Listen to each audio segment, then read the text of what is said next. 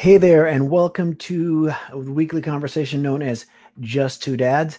Hopefully, you guys can hear me okay and everything's all good and well. I want to thank you, everybody, for tuning in this week. Um, it is literally just one dad, just myself. Brian Altunian is traveling actually back to the East Coast for his daughter's graduation from college. And I want to make sure that we congratulate Gabby on her graduation and congratulate Brian. I think that it's just a really fantastic thing to be able to see your child set some accomplishments and goals and pursue them after years of hard work. And for the stuff that he shared with me over the years, the work that she's put in and everything, I'm certain that it's very, very gratifying.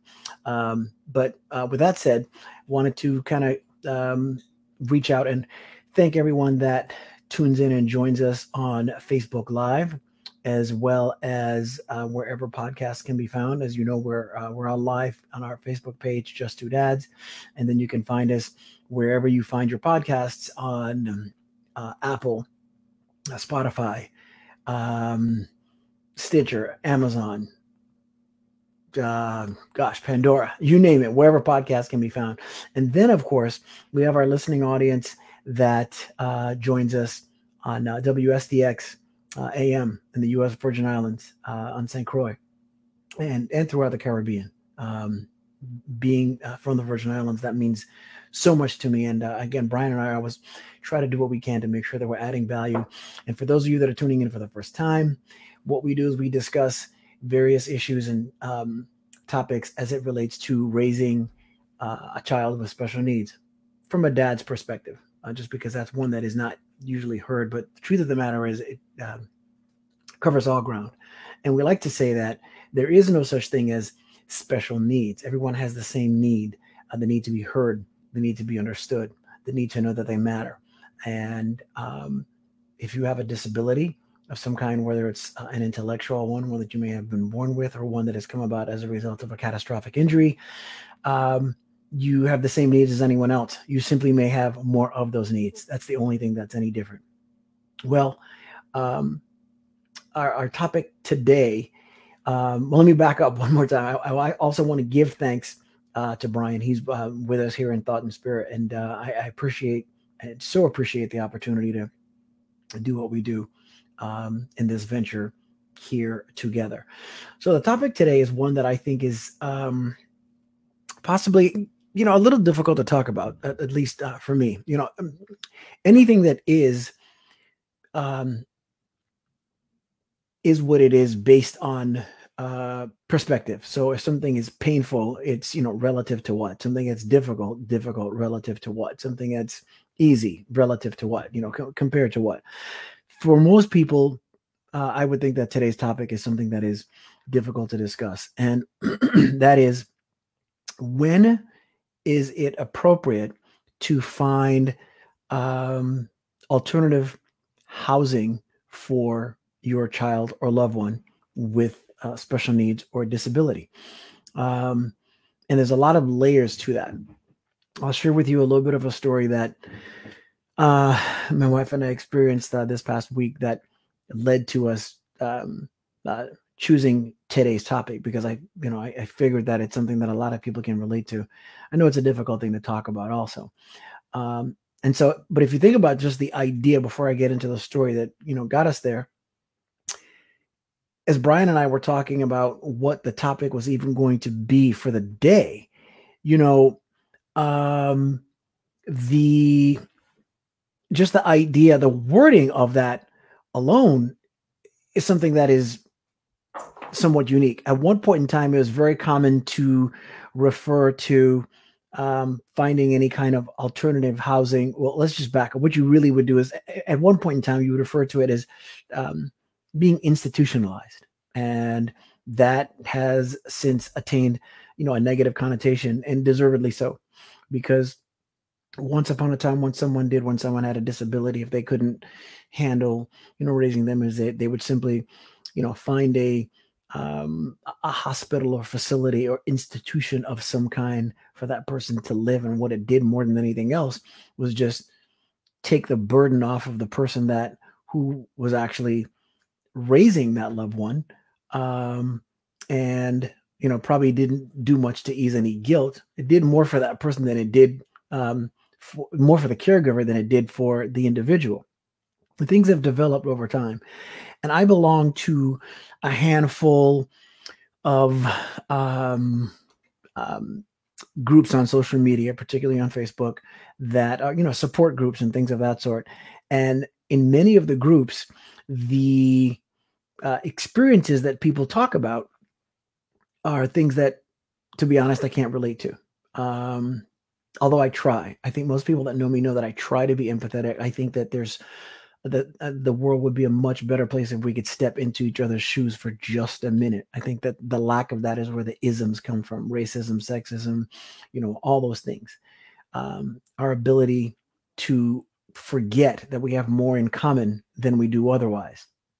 But as present as I am in doing that, I realize that a lot of those things I look at, I just don't, I don't necessarily relate to, or my ability to relate to it is limited because it is not my experience. And I see here in the chat that Joe Quinones has joined us. Thank you. Hello, Joe. I was aware of that, but when I really found that out was this past week. So I'll talk a little bit about what our experience has been like. And so what I'm referring to is I see things on some of these groups where parents will have a picture of a household item like a television or a window or something that is destroyed. And they will say something like, this is the 5th TV this year. This sucks, whatever the case might be. And to be honest, I've had situations where I feel like, gosh, that's just such a negative response. But if you stop and think about that, how many times they've gone through that because there's aggression or something like that the child or loved one may be dealing with as a result of their disability. For instance, some of that comes with autism, along with self-harm. And, that's just not something I've ever been able to relate to. And the most extreme situations are ones that I still cannot relate to.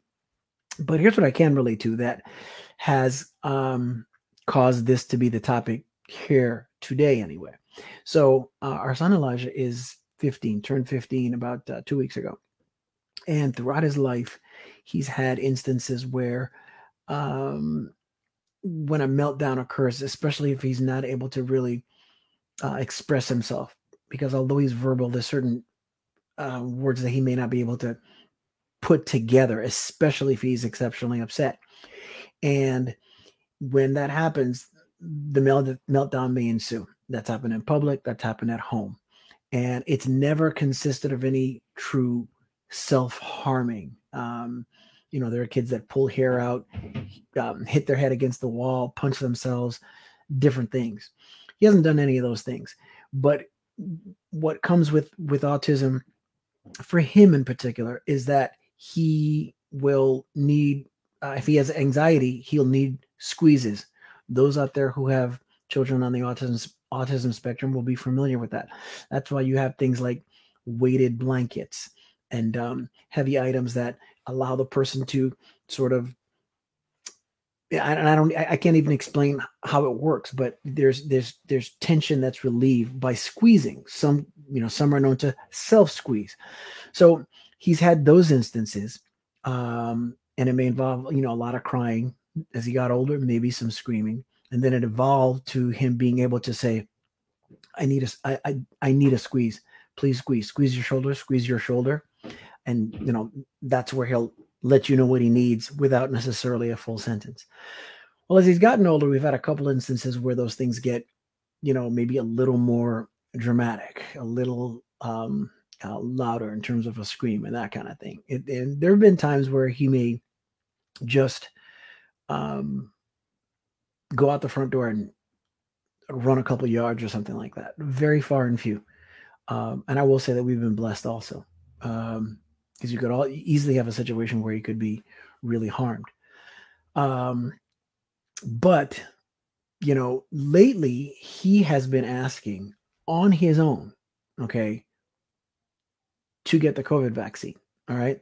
Now, this is not about the vaccine. This is about what it represents to him and his ability to verbalize it. There's a lot of people out there that are watching that probably have very strong opinions. Not probably, do have strong opinions.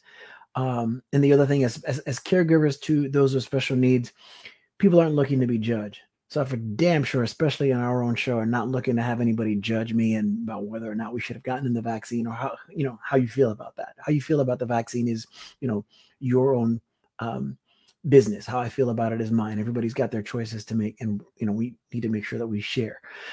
But he asked for it, and I think the reason why he asked for it is because he associates it with getting back to some sense of normalcy. So it's interesting. There are those out there who feel like, things being normal should mean that, the mask should just come off and there shouldn't be any vaccine. Our immune systems will work, that kind of thing. So it's interesting because you can see both perspectives there. But he kept asking, and he's very, very insistent about it. And, your choices with regard to what is best for your child is always juxtaposed against what is easiest for you. The best thing is to always do, what is best for your child, and you sacrifice yourself when you make those choices, However, being human beings, there are very often times when the choice is made that is easiest for you. And it may not always be what is best for your child. And so there's certain skills or tasks that the child may miss out on, depending on the situation. And in our case, one of the things that Elijah had missed out on is that since he was, with the exception of when he was a baby, he had not had blood drawn. Okay. He's got limited things that he'll eat whenever he goes to the dentist. He has had great checkups. He's got a great dentist, and he's had primarily good physical results as well. And, but as he gets older, nutrition is in question. You want to just make sure that everything is on the up and up, and you don't always necessarily know. So he went through a little bit of a weight loss over the last maybe year and a half. And we just wanted to make sure that things were okay, because at the same time, he's really stretched out. So he's almost my height. I'm, depending on the day, somewhere between 6 feet and 6'1". And he's almost as tall as me. So he has stretched out, but nonetheless, we wanted to make sure. So we made several attempts to, have his blood drawn. And that was what the pediatrician suggested and everything. And between my wife and I, together, and her on occasion with him, took him to Children's Hospital here in Los Angeles, probably somewhere between, lost count, between 5 and 10 times to do it. And you could tell that he wanted to get that done. And when you get there, he just couldn't really go through with it, couldn't get it done. So, we try to work through that. But as I mentioned, he started asking for the vaccine itself. And we realized the reason why he was asking for the vaccine is because he equates having it with not having to wear a mask. He equates having the vaccine with being able to return to school. Because then he started clarifying what he wanted. He says, I want to get the COVID vaccine. I want to go back to school. And he would say, please, please, like he's begging for it. And, when your child asks for something and really, really wants it, especially in his case, you have to listen. You have to listen and ask and wonder why, and try and find out why, even if you're not going to just grant them what it is that they do want. But again, this is where it's a personal choice. After some thought and everything, we decided to go ahead and have him get the vaccine. And we tried to explain to him what it would entail, hoping that he'd be able to go through it. And this is kind of where this impetus really comes from. So we made the arrangement, and the arrangement we made is at a local college here in Los Angeles, where you have a drive-up procedure. We chose to get the vaccine as a family, quite frankly, before that. Okay, so he was the only one that had not been vaccinated. And so, with the exception of myself, everyone else had gotten theirs through this drive up process. So we get there, there's a line, and you drive up. And the other thing is he's going through a phase now where he's focused on different things. As you know, that comes with the autism spectrum disorder, which is there's things that one will focus on. What he is focused on is the wearing of a suit, right? And some of you have seen my posts on social media when we take our walks and everything. He has a black suit that he wants, that he wears. He same thing. He had been asking for a suit for weeks, almost months. My wife picked one out online or helped him pick one out, and he got it, and he will not leave the house without it. So we tried to explain to him that you probably can't wear the suit to go get the vaccine just because it'll be easier. Didn't want to do it. He wouldn't want to do it without wearing the suit. And thought, okay. So we get to the facility, we're in line, and he has the suit. He's willing to do what he needs to do. He takes it off, takes off the jacket, takes off the shirt. He's down to just the t-shirt. And they have you fill out the card beforehand that says that you've received the vaccine. So he got everything off. He's just got the shirt, and they're attempting to give him the vaccine. And he's going back and forth, having a battle within himself, going back and forth between, okay, go ahead, and no, because it looks like it's going to hurt. And he even told them that he wanted to give himself the vaccine to administer it. We let him know that he couldn't do that. And he had the biggest anxiety and panic attack. So he got out of the car and he's just going back and forth. And these people are trying to help. God bless their souls. But, as they gather around the car and everything, he's scared, but he's still trying. And one of them came up to him while we were talking, and I didn't realize that she had gotten the needle from someone else, and she attempted to quickly administer the vaccine. And the only reason we know is because he turned and he turned and yelled "ow" and moved his hand.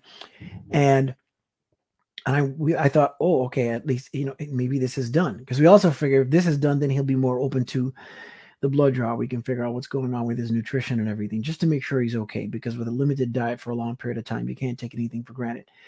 Well, they explained that when they looked at the serum, that most of it was still in the syringe. So he had not received it.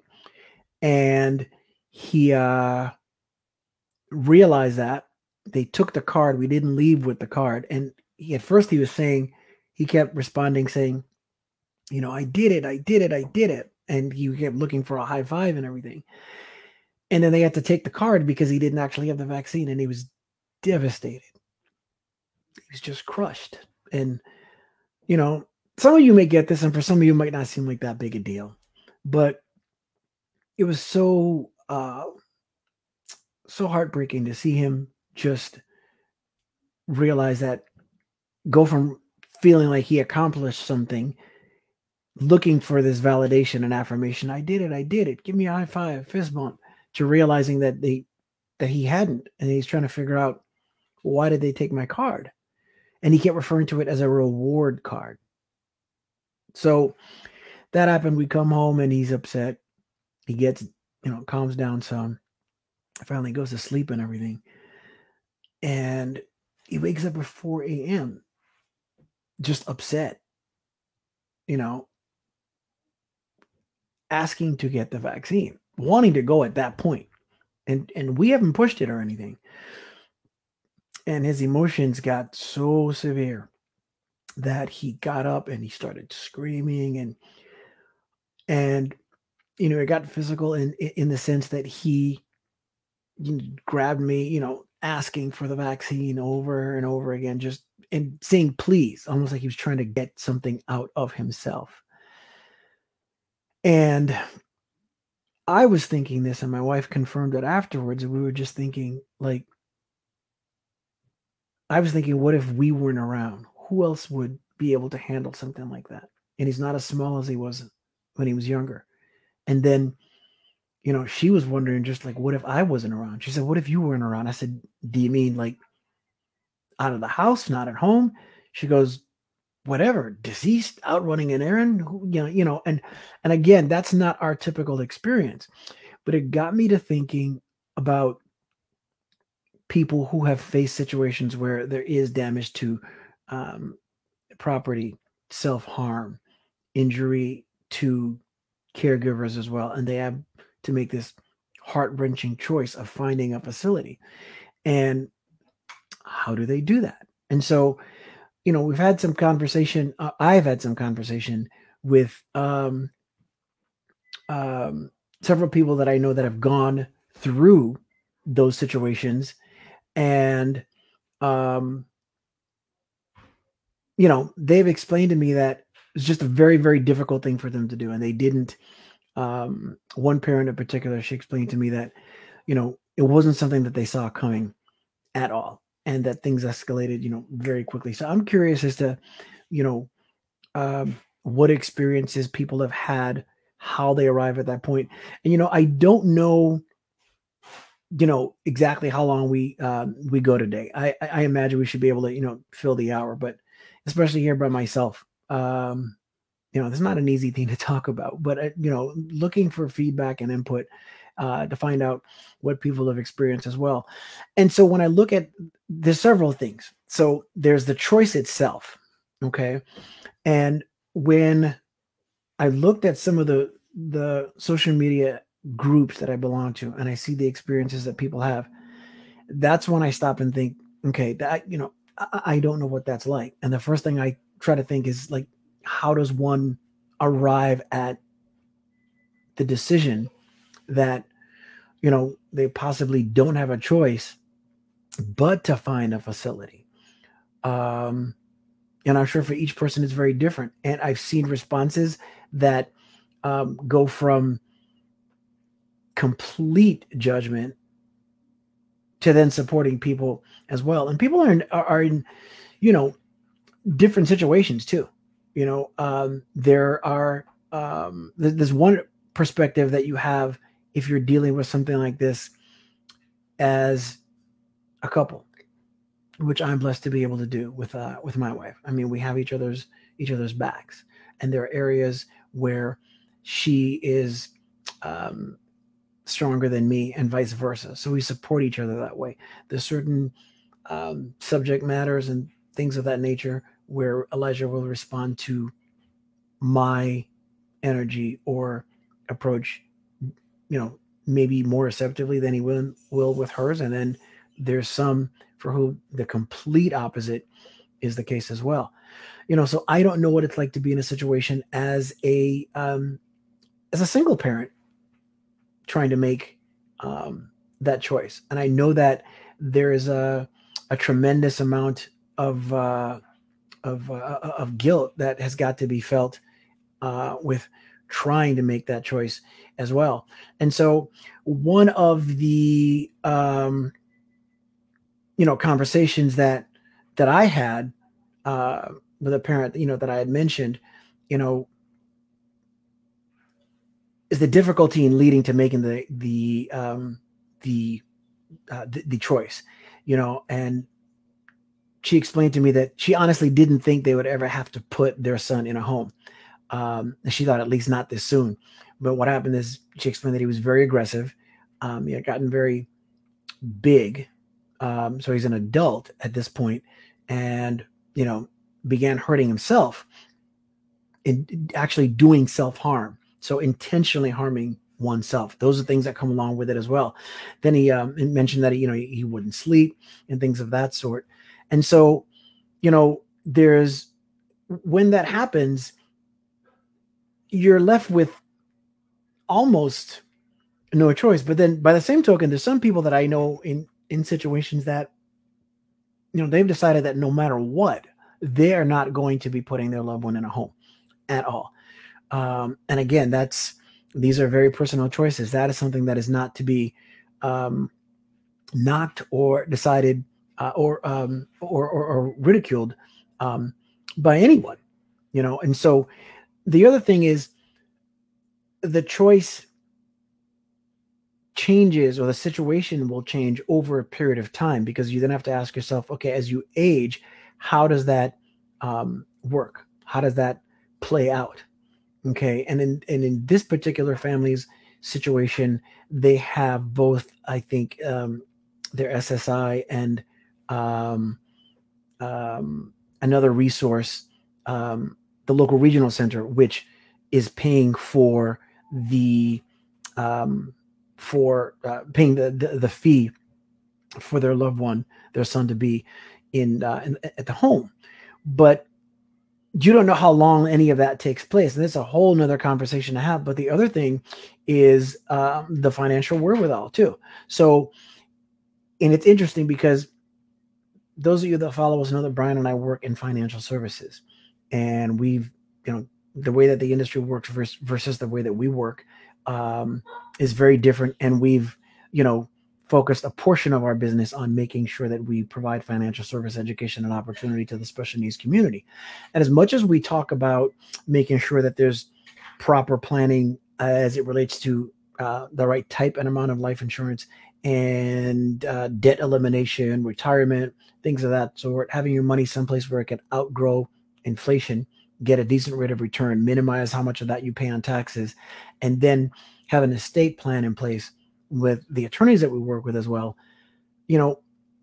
I can't say that I've completely blocked it out, but the level of attention to which I would give the notion of having funds put aside for the possibility of your child or loved one being in a home is then something that everybody has to think about and consider.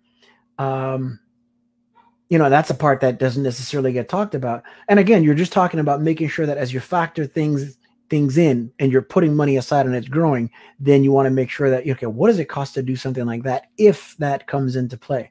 Because it's one less thing to then think about when and if a situation like that comes about. And, people, again, everybody's situation is a little different with regard to the choice that they make with that, and it's very, very personal. Again, we can't judge anybody, and so for me personally, for us, I think we would take a situation like that one day at a time. So I'll try and get into now, just based on some of the information that was shared with me, in particular with the parent that I spoke with, and some of the parameters that my wife and I are looking at, is that first and foremost for us personally, making the choice to do something like that, to have Elijah in a home, would be beyond a last resort, and to be honest, I don't think I'm being unrealistic or just hopeful when I say that. I don't think that, it would come to that. Things would have to disintegrate or go downhill considerably for us personally.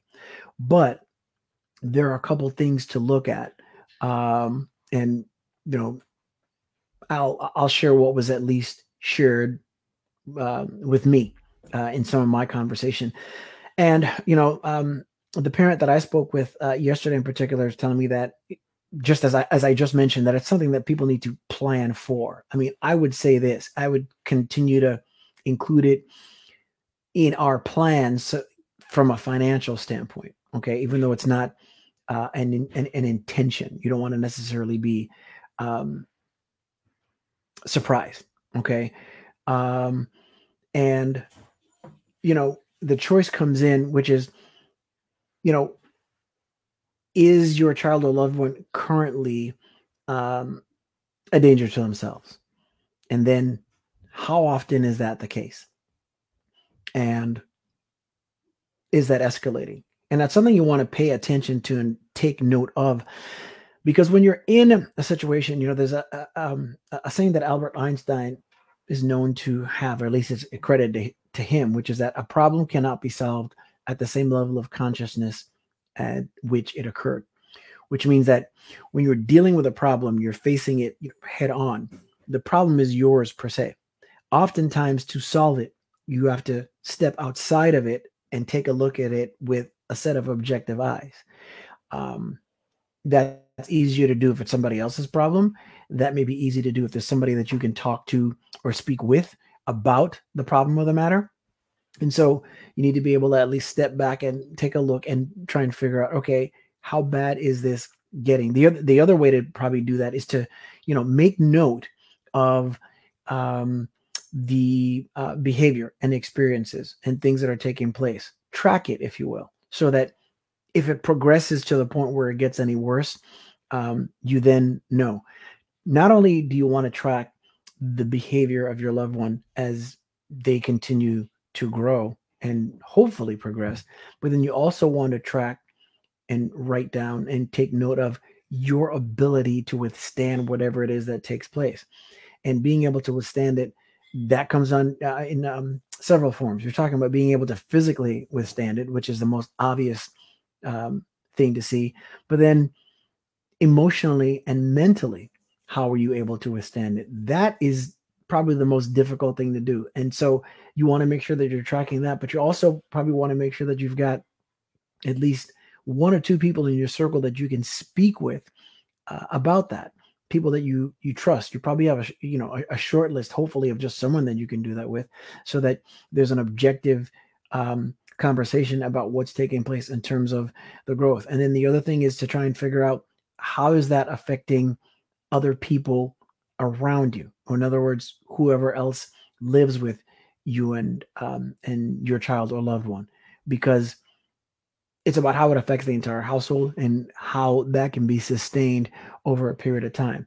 I think in our case, it's funny. In the last 24 to 48 hours in particular, never thought of myself as a bad parent. I think we do a good job as parents and strive for great. I think my wife does a great job. But I feel like we have to become, I don't know if you'd say better parents or just simply a different type. It's like the game has changed. And we had a discussion about that. I think there's a long period of time where you get used to going through the motions and doing things a certain way, whether it's whatever you let your child do in terms of behavior or routine or whatever. But those are things to, pay attention to as well. The other thing for us is we had never at any point had Elijah medicated. And it wasn't so much that we were just dead set against it, as it just never even seemed necessary. As opposed to us saying no, is something we just, for the most part, didn't even really necessarily talk about. And it's still not something that we have a preference for, but it's something that we have to maybe consider now that he's older and he's going through changes as well. And so the other factor, at least for us, has been the effect on of the pandemic. Again, because as I mentioned, he's asking to be vaccinated and then asking to be vaccinated and then going back to school. So the other thing is, for us personally, as far as the victory goes, it takes a long time for him to get ready to go out the door, to prepare to go someplace. We had an appointment yesterday at a local hospital to get the vaccine.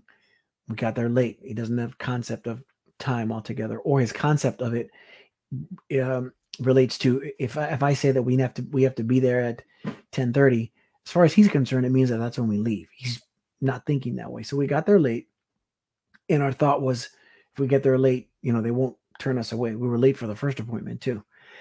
And when we got there at this particular facility, what they did is they have vaccines that are allotted for accounted for the number of appointments. You don't show up, it's given to somebody else. And that was exactly what happened. And so he got upset again. He got over it at the moment. By the time we got home later on, he was very upset. But even in that situation, we had some growth as well, where we're able to tell him, look, we'll make an appointment for the next day. So bottom line is, we went there today and we had the biggest breakthrough in that he didn't want me involved in helping him or anything like that. He wanted to sit there on his own and actually get the vaccine, which he did. But again, once it was done, he's like, okay, now we can go to school. And this is where the teachable moment comes in. As we're leaving, I took him to his favorite bakery to get him a treat. But as we're coming home, he tells me to take him to school because he's like, okay, now I don't have to wear a mask and now I can go to school. So that's what everything has really been about. So I think that as we get to normalcy for us personally, or whatever normal is going to be, that is not as much of a worry for us. But it still has me think, based on our experience this past couple of days, what does the future hold?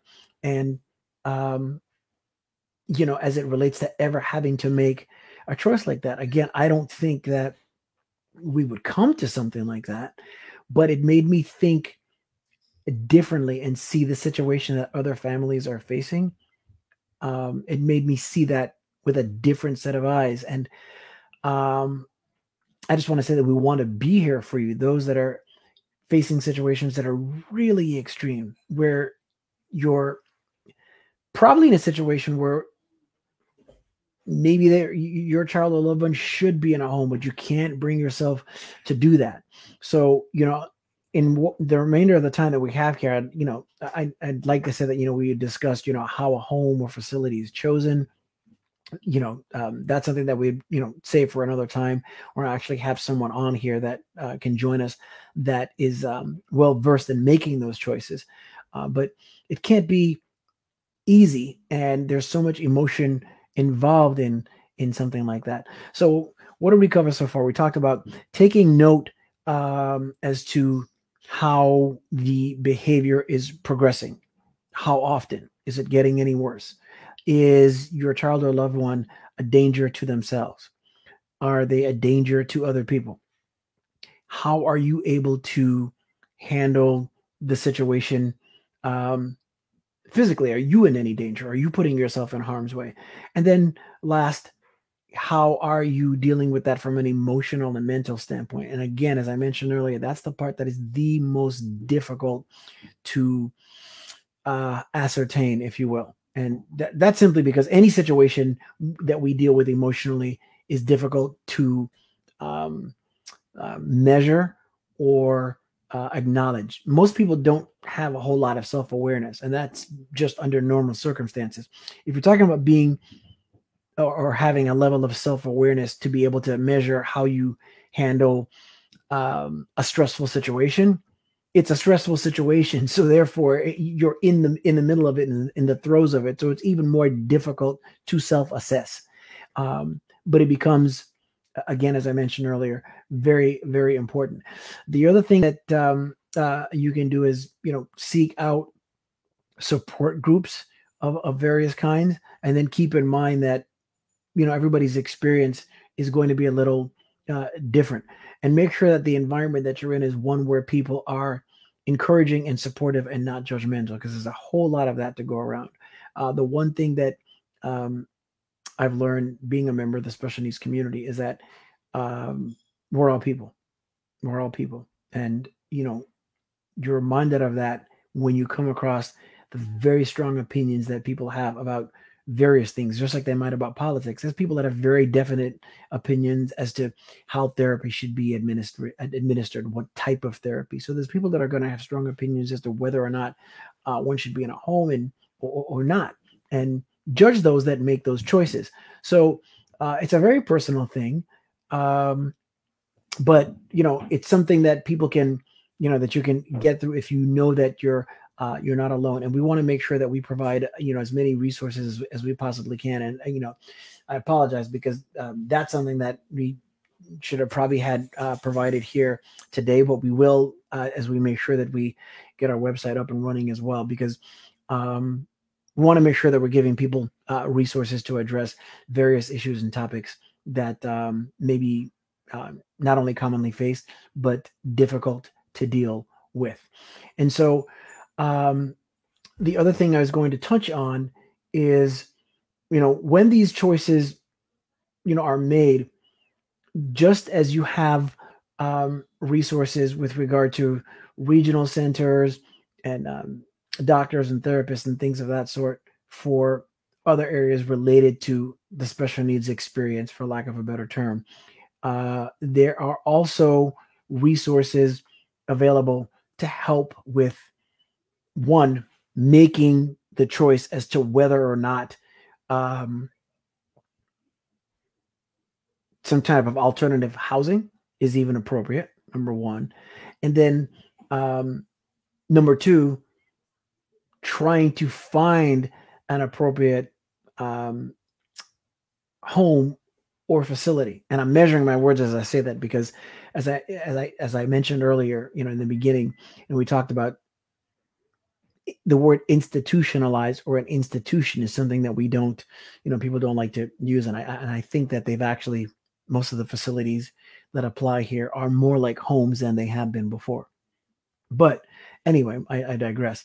My point is, there's resources out there to try and figure out where those, where those places might be. And a regional center might be the best place, one of the best places to start also.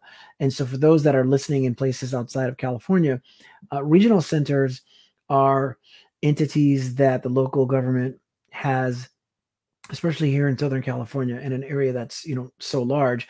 You have regional centers that cover various territories, and they provide things like respite therapy. When Elijah was younger, they provided us with pull-ups, so they provide a lot of services that are free of charge that the state will pay for.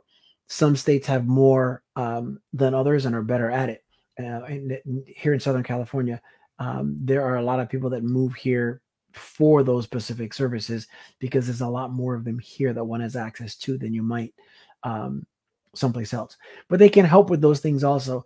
And it's a place to start. But just like everything else that we touch on the show, whether we're talking about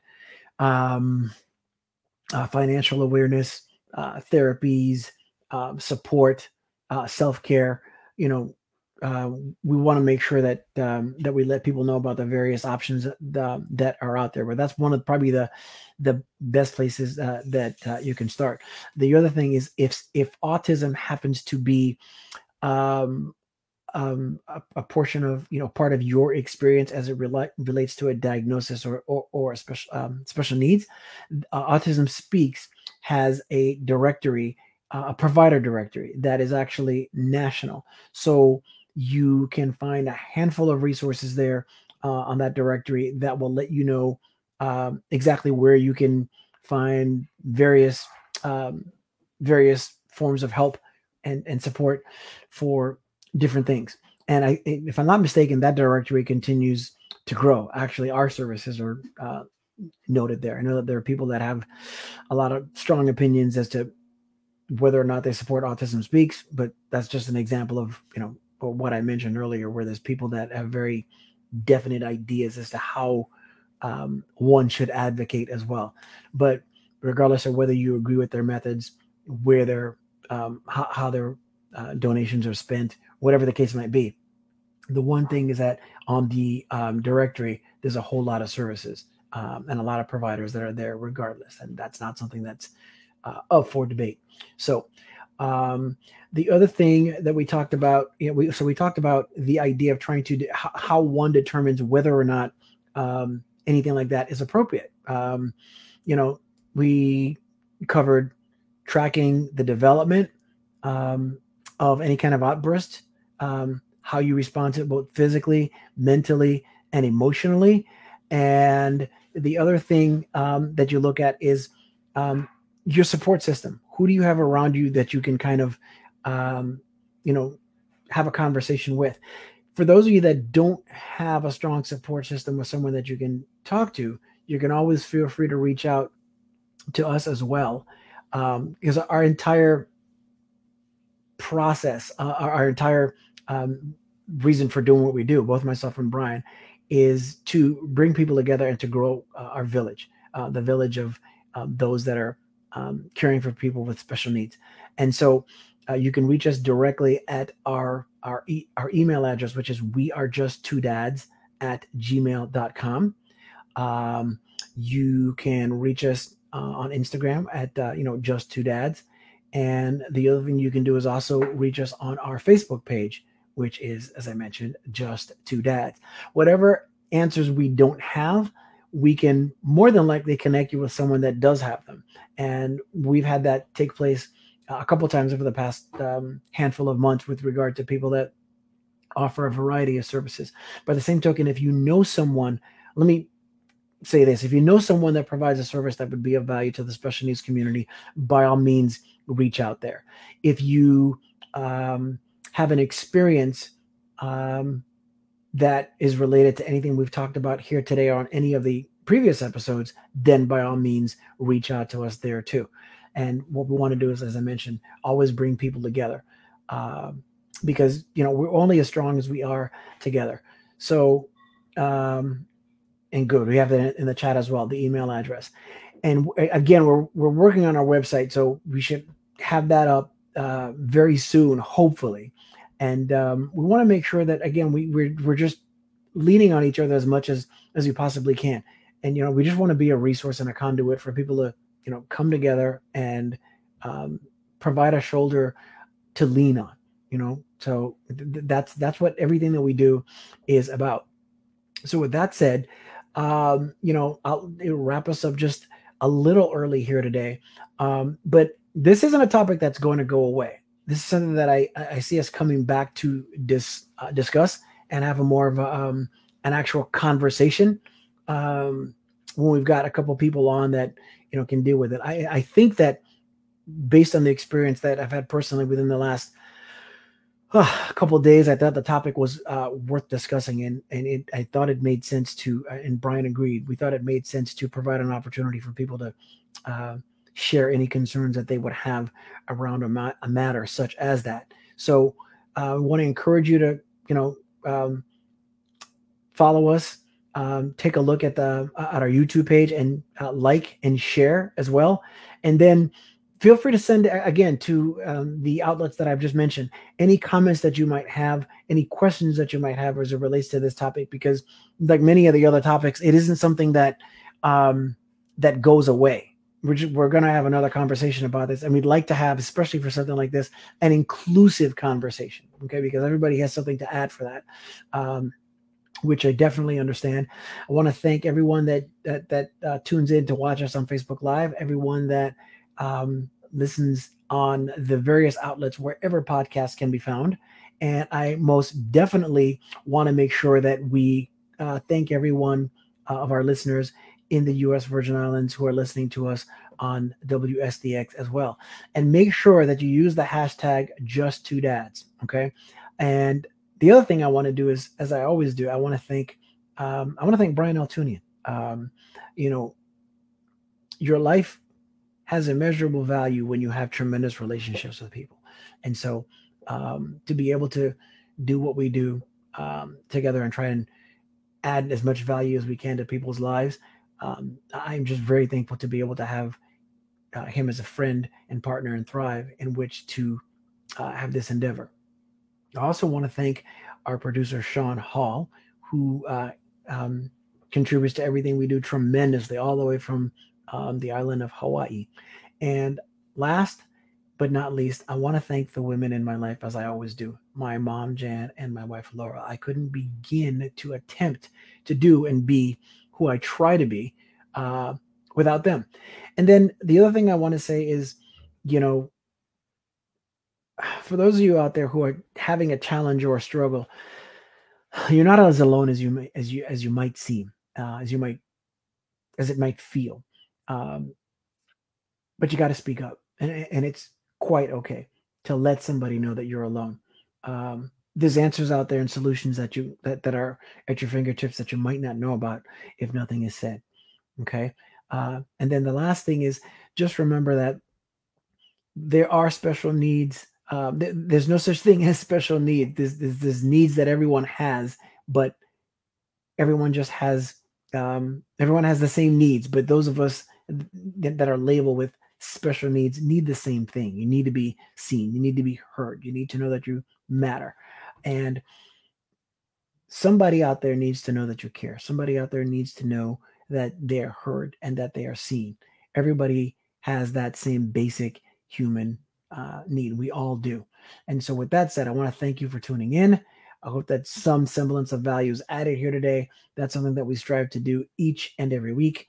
And we will see you next week. Make sure you tune in, follow, like, and subscribe on our YouTube page. And if you're watching or you're listening, either way, we love you. Thank you so much.